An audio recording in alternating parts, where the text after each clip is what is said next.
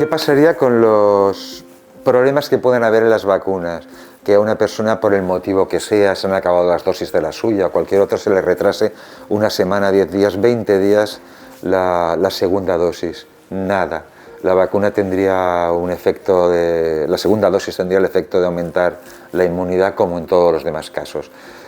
Pasaría que estaría a protección parcial hasta que recibiera la segunda dosis, como lo estaba entre las 3 semanas o las 4, duraría un poco más, sin más problemas. No pasaría nada si hay algún error, pero la regla es las 2 dosis de la misma vacuna. Por lo que sabemos y por los casos que se han mezclado por error en algunos países y se han seguido, pues parece que no tiene ningún problema.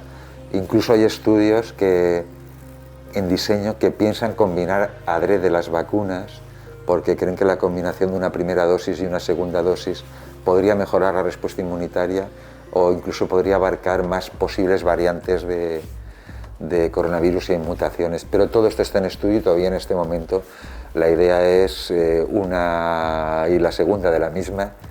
Y las vacunas vienen en viales de 5 dosis o 6, de 10 en otros casos. ¿Qué pasaría si alguien se equivoca y te pone un vial completo? ¿Qué ha pasado ya en algunos casos? No en España, o por lo menos en España no que lo hayamos visto.